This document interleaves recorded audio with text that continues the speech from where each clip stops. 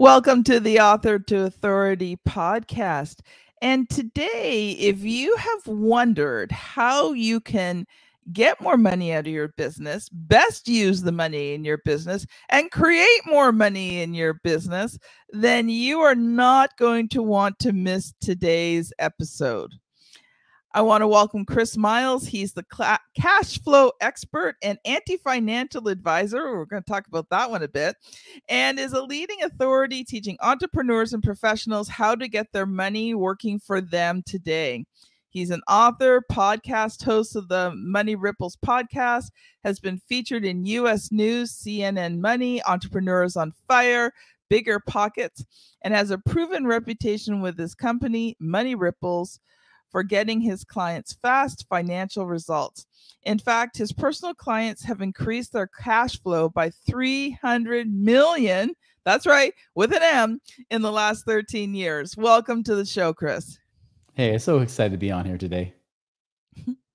So, Chris, this is your first time on the Author to Authority podcast. I would love for you to just take a few minutes and introduce yourself, share your business story. How did you get to be an anti-financial advisor? I really want to hear that one. I know that's always the question I get, right? It came because I was a financial advisor, the traditional one, that salesman in a suit. I started there. But I'll tell you, like growing up, like I wasn't like all about money, obviously. In fact, if anything, I was taught about money from my parents, although they taught me a lot of good values. The one thing they did not teach me well was money. All they taught me was there's a scarcity of it, right? There's just not enough. Hey, we can't afford this. Money doesn't grow on trees. We're not made of money, you know, those kind of phrases you hear growing up. And even worse, my daddy would even say things like, you know what, I'm going to work till I'm dead. I think this job will literally kill me, because he had strokes and heart attacks by his 40s working in the stress of his job. Yeah. And I didn't want that life. And so when I went to college, I was the first one in my family to go to college. I went to college and I was a sociology major with a triple minor in psychology, ballroom dancing, and Japanese. That tells you a little bit about me there. Notice it wasn't English, right? But, so I was going to college, but my plan was actually to become a business consultant. But I'm one of those people, I like real experience. And I figured I should probably have real experience before just trying to go get an MBA.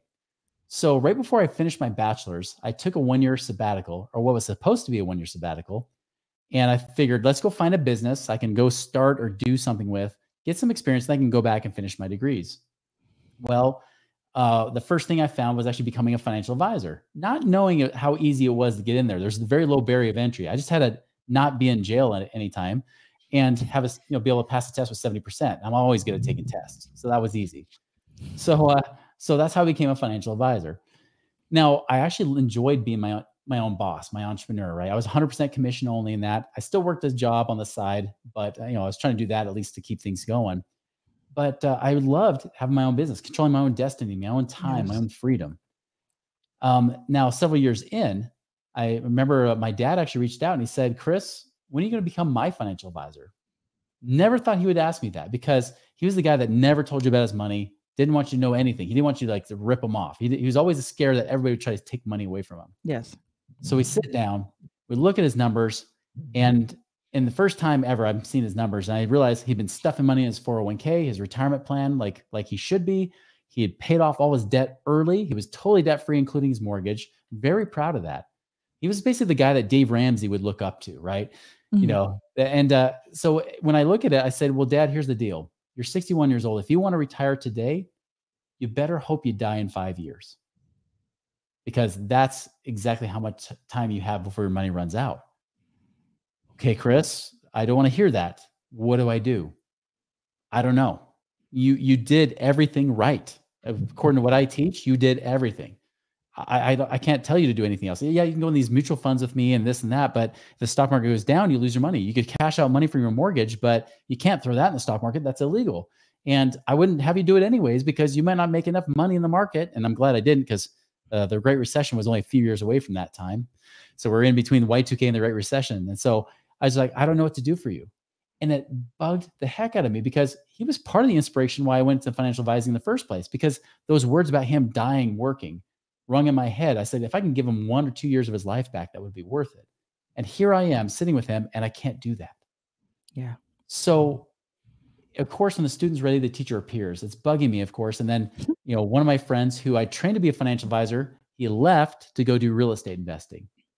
And we're having a conversation, and his name is Doug. And Doug said, Chris, listen, how many of your clients are truly financially free where they don't worry about money?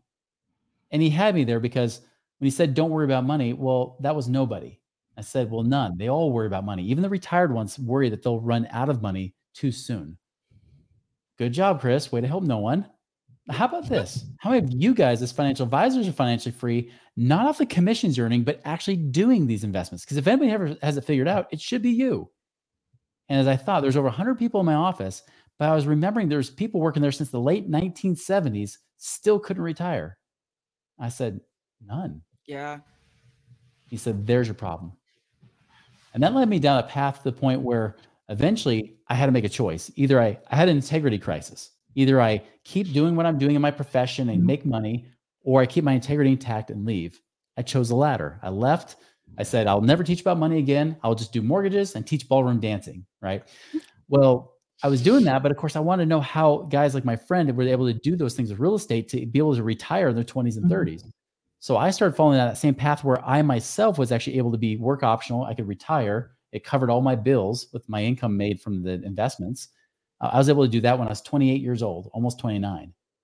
And it blew my mind. And of course, when everybody wants to know, Chris, how did you do it?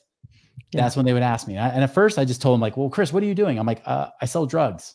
I didn't know how to answer like, well, I'm an investor, but I kind of have a business on the side. I was a mortgage broker, but like I started referring my mortgages to somebody else and I would get paid off of that. So I was getting almost like residual income from that too. So I really wasn't working. I was working maybe 3 hours a week. I was doing the 4-hour work week before Tim Ferriss had written the 4-hour work week, and it was mind blowing. And so naturally, because people kept asking, and of course I love teaching and giving back, it just naturally pulled me out. In 2007, I came out of retirement and said, all right, I'm going to start teaching people how I got out of the rat race. And that's when people would say, well, you're like my financial advisor, right? I'm like, no. I dropped those licenses. I legally, one, I can't say that. Two, I think financial advisors suck. They're broke. They're called brokers because they're broker than you and I are. So no, I'll be the anti-financial advisor. And that's kind of how that moniker stuck. I love that, Chris. And you know what I love about your story is the fact it got to the point where your dad wanted you to help him. I thought that was so touching, and how it just so turned your life around when you realized that the one person you really wanted to help, you couldn't help. Yeah. Wow. Well, I don't even know what to say after that. Usually I have some sort of comment, but I think it's so important. Like I remember when my dad died, he was in debt. Thankfully he had done a few things. I don't even think intentionally, like he didn't even realize what he was doing, but some of the things he did, actually gave us a way out of some of the things so that my stepmom didn't end up carrying his debt for the rest of her life. So we were really thankful for that. But, basically there was nothing. Yeah. She couldn't even afford to live, let alone give anything to the kids. So I am always very conscious of, wanting to make sure that we leave something financial, that we don't have any debts. My husband and I are debt free. No mortgage, no nothing. But, we do want to leave something for our kids. And, in some ways, even give it to them before we go, if possible. Yeah. You want to leave their lives better than you left yours, right? Or than you lived yours. Like, I think that's what we all want with kids. I have 8 kids, a blended family of 8. I have 6. My wife has 2 from her previous marriage. And yeah, you want them to have a better life. You don't want them to be spoiled. I think that's key. But you do want them to really have a leg up, better than what our parents gave to us, because you're right. Like that traditional save everything, spend nothing, pay off all your debt, and then hopefully someday you have something.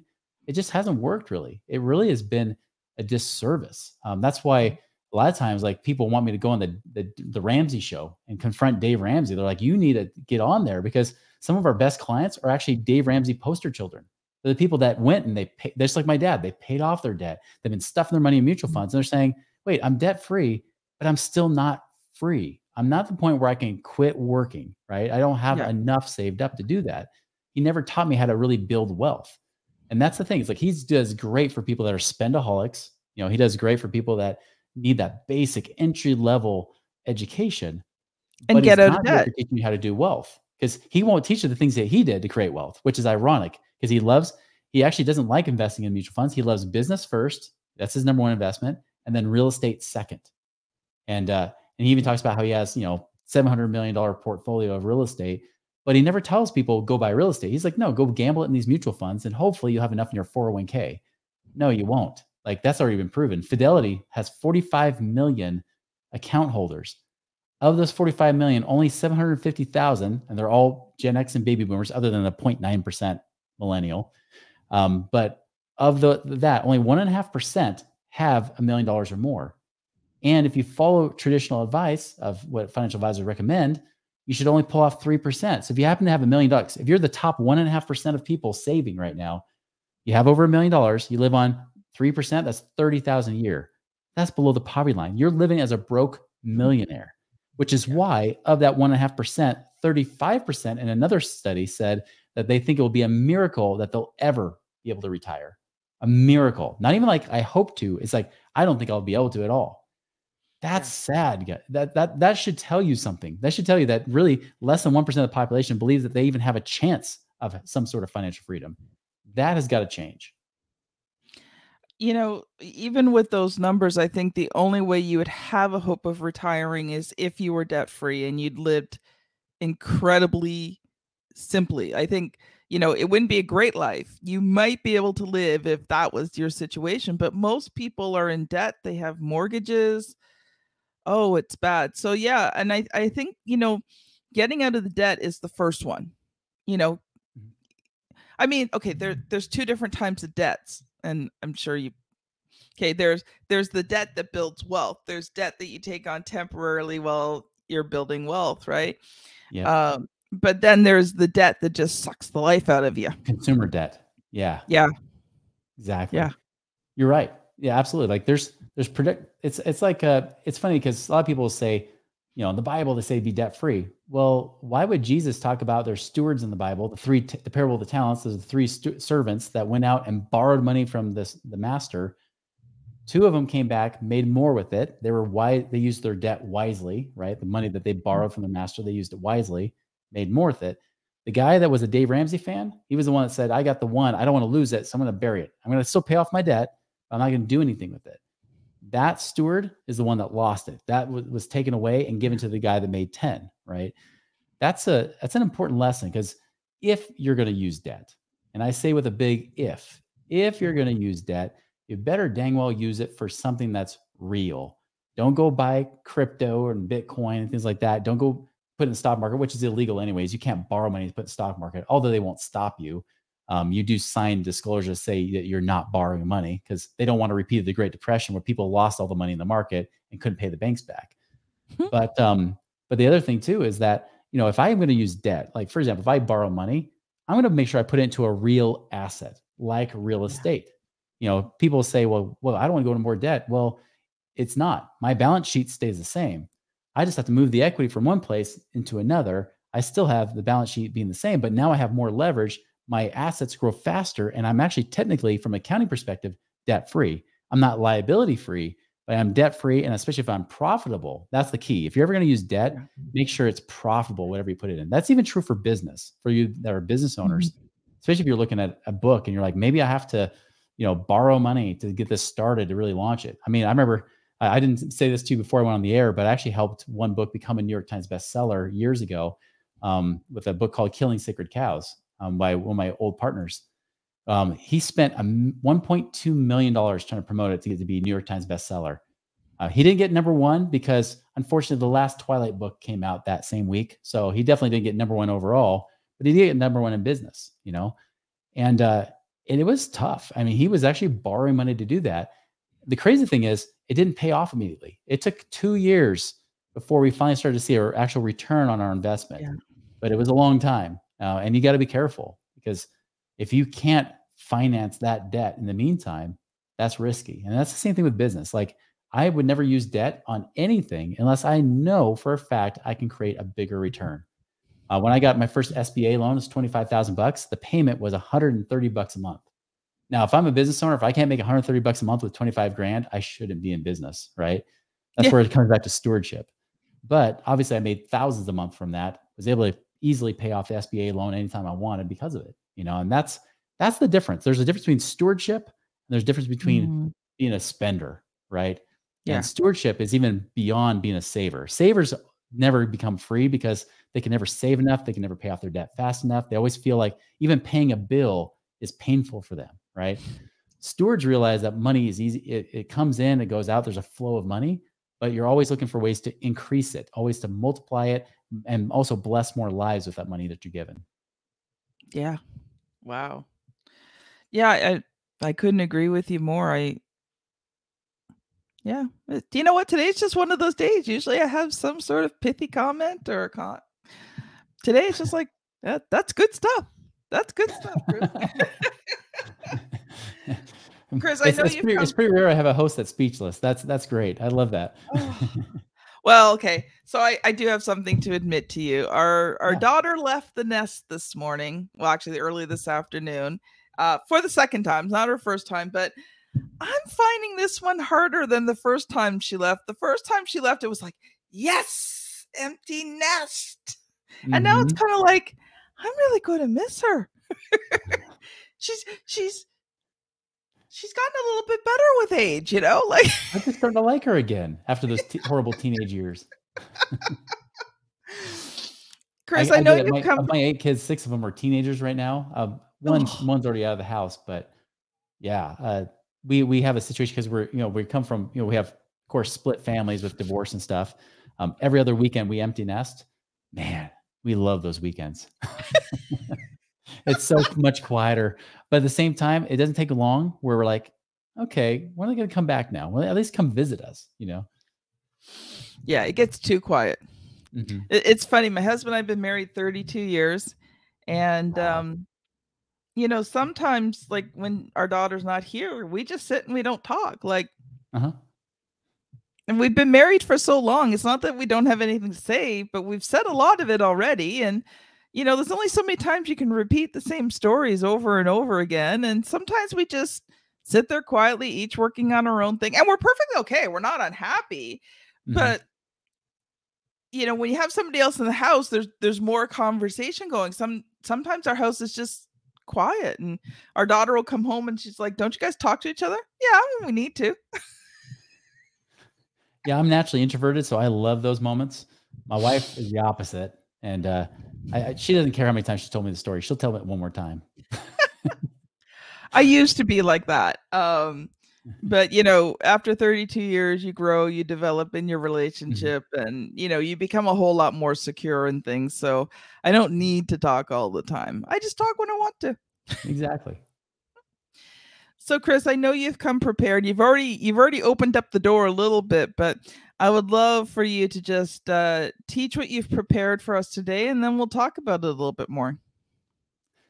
Yeah, so obviously, naturally, someone's going to ask me, okay, Chris, so how'd you do it, right? Because we can see that, you talk about financial advice, and it's kind of wrong, and it's true. You don't want the blind leading the blind. I compare this sometimes to Blinken, from the character from Robin Hood Men in Tights, the blind man.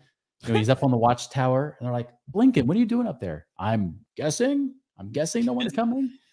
Get down, like you don't want blind people leading the way, right? The blind leading the blind. And unfortunately, that's kind of what I realized. Someone had asked me in another interview, they said, so Chris, like, do you ever have some of your old friends, financial advisors, do they ever come back to you and say, okay, teach me? And I said, well, funny enough, the old friends don't. They just try to keep the blinders on and stay in that lane. And I get it, because they want to help people, but at the same time, quitting their career when they're at the height of their career is a hard thing to do. And I get that. But I'll tell you, I do a study group with financial advisors, and I hate it. I'm the one guy that shows up just like this, t-shirts and the shorts, that's it. Some of them, especially from New York, will wear the full deck suits, even vests. And it doesn't matter if it's 95 degrees in Florida, they'll wear the full suit, right? And they'll always be every year. I'll just so you know, like these are the highest, the best of the best. These are guys that make at least $1 million, sometimes tens of millions a year in their profession. And every single year, one pulls me off the side and quietly says, Chris, so how do I retire like you did? Because I don't know how to do that. You got to ask yourself, okay, if they're asking me that question, and these are the best of the best, the guys that should have more than enough money saved up, why can't they do it? Well, it's because they're saving in the wrong places. They're based on an accumulation theory, which is really, how do I save up enough and then live off the interest? Give you an example. I had a guy reach out to me, had $3 million. He was putting away a couple $100,000 a year, big time saver, also debt free.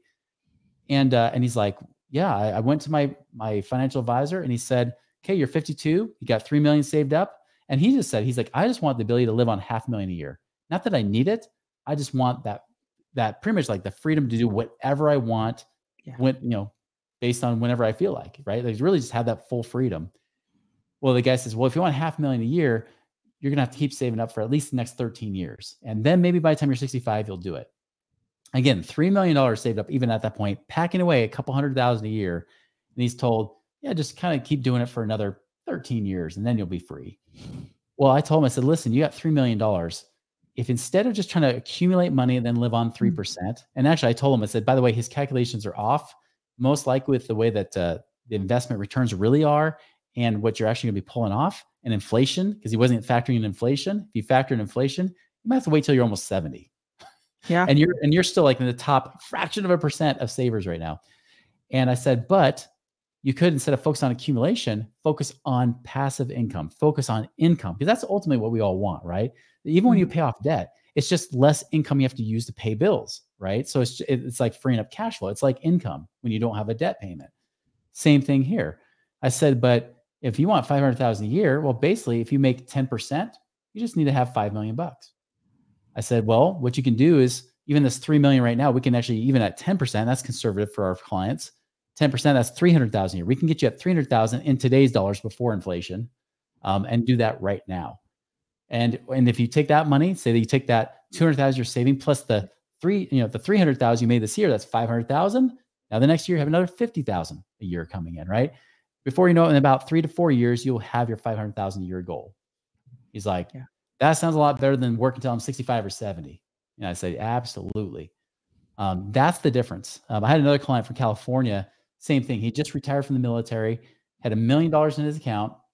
He said, my financial advisor just told me I can live on 30,000 a year. I told him, well, that's good, because some dumb financial advisors that are behind the times will say you can pull out 4% a year. That's not true. They've already debunked that myth.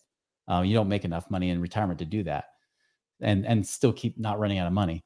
And so I said, well, 30,000 a year is not a lot. Let's get your money work for you. So instead, we had him buy a couple duplexes that he doesn't manage. A property manager does all the work. Even after paying all the property management, he still gets paid profits from that. He had money going in, ownership interest in an apartment building. He also did some things with like oil and gas. A lot of people don't realize you can actually invest in the land of oil and gas that companies lease from you, and then you get paid royalties on top of that for the drilling they do. And it's not just oil, it's also the green energy, because many people don't know this. When you drill oil, the steam that comes off the top is natural gas. That's the clean energy that everybody's like desiring and that Russia's withholding.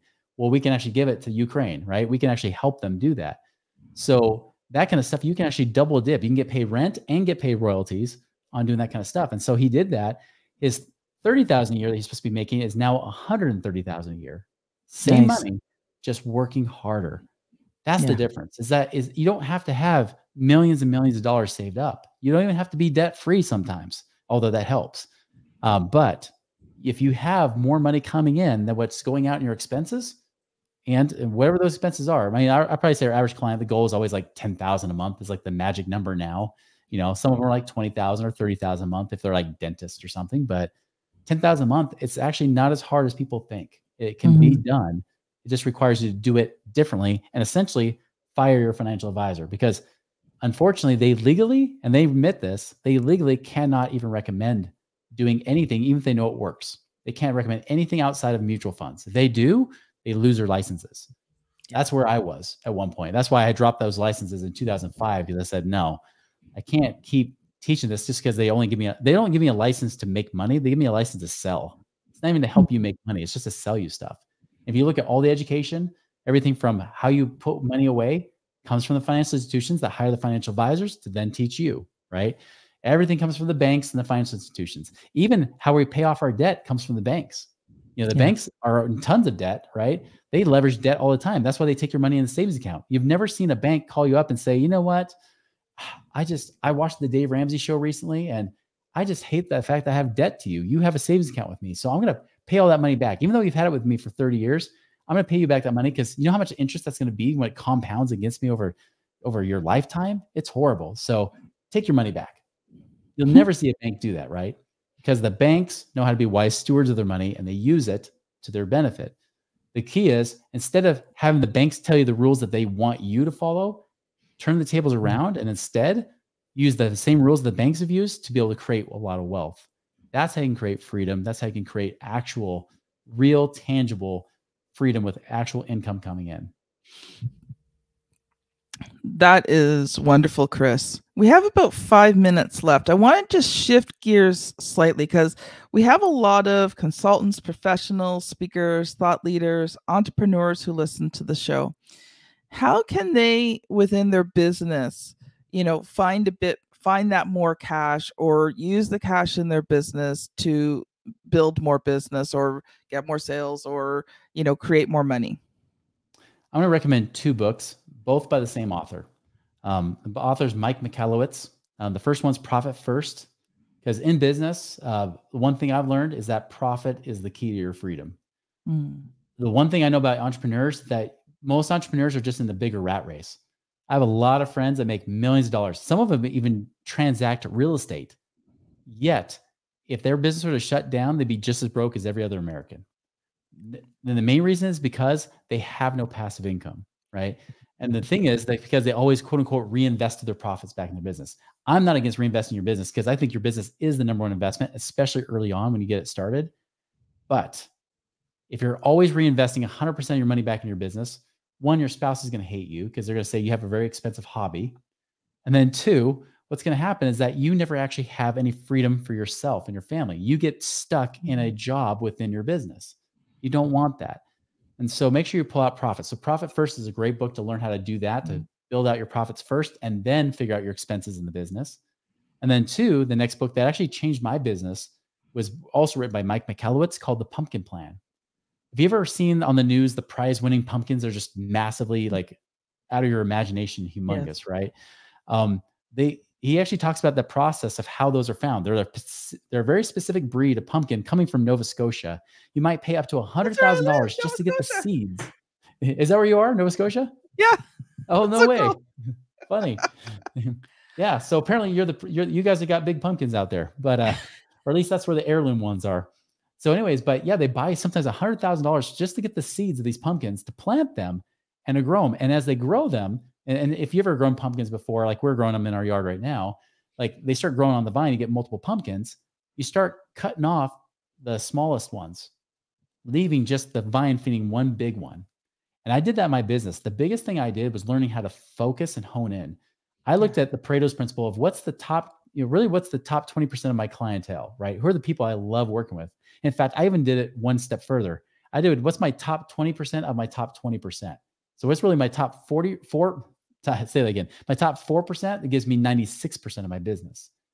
Once I started cutting off all the extra 96% of, the other 96% of activities, like going to 500 networking meetings and this and this and this, I cut all those off. And in fact, that's why I focus more on my podcast instead, because I realized my best clients came from my podcast, not from speaking at live engagements or going to, different networking activities and whatnot.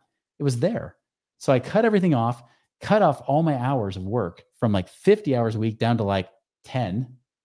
And guess what? That year, my revenue doubled, but my profits, they actually quintupled.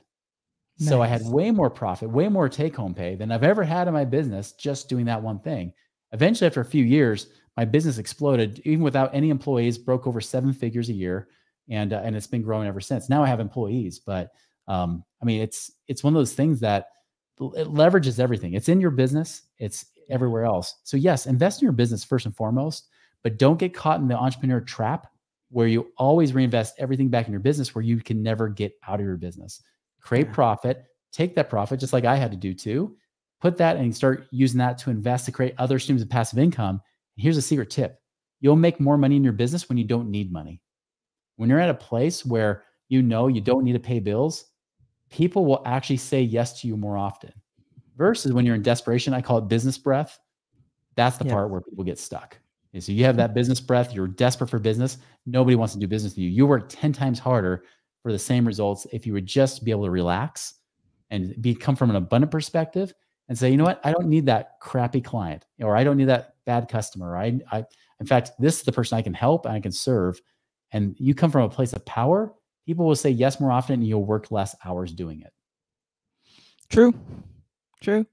You know, my business really started to take off when, you know, I would talk to people and I just, even though inside I might have really needed the money, I just made the decision that on the outside, people weren't going to know it.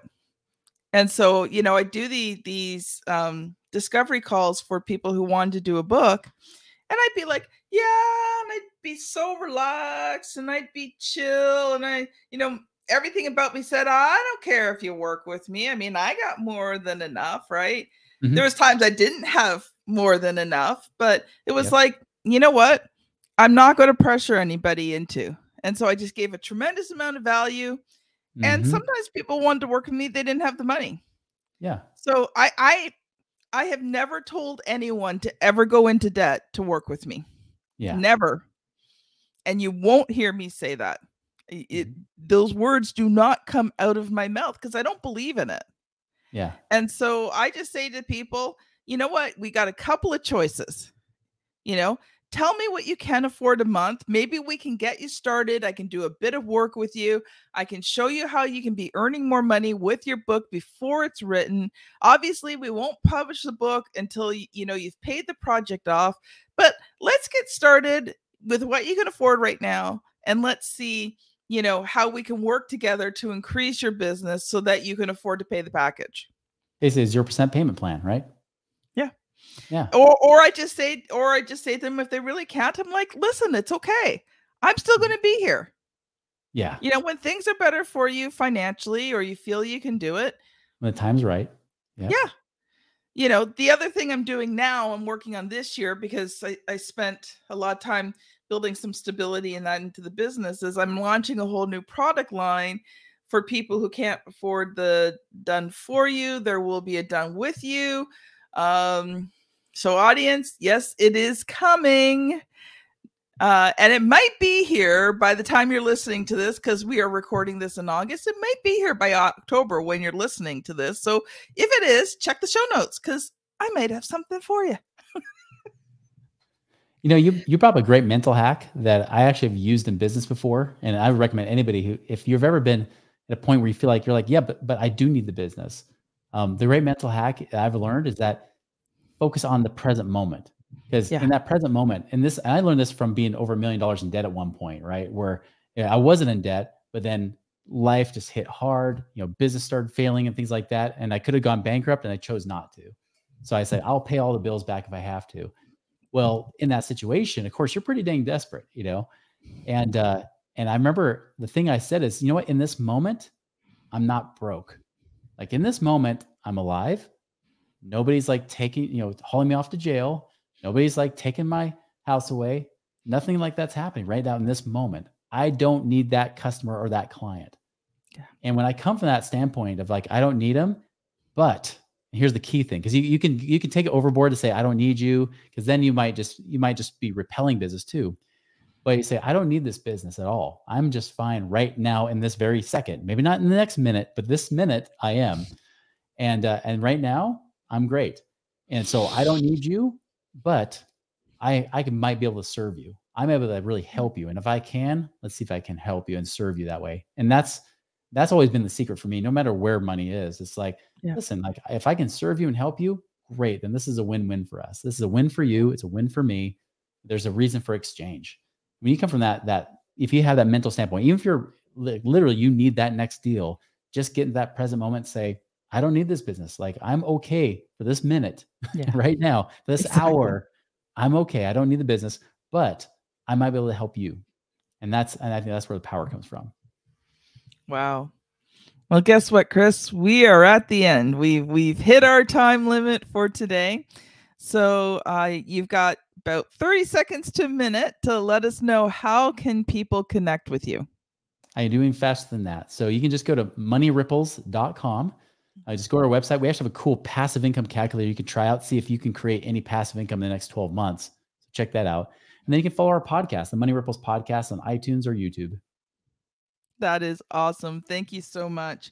Audience, if you've enjoyed today's video or audio, depending on whether you're watching on YouTube or your podcast app, I would love for you to check out episode 426. And if you're on YouTube, still haven't quite figured this out yet, it's either on this side or it's on this side, but click the link and watch how to grow a business from 0 to 7 figures. If you're on the podcast app, scan back to episode 426. Well, Chris, I'd love to thank you for being on the show today. Really appreciate you being here. This has been Chris Miles and Kim Thompson-Pinder on the Author to Authority podcast. Thank you so much for listening, and we'll see you on the very next episode. Bye now.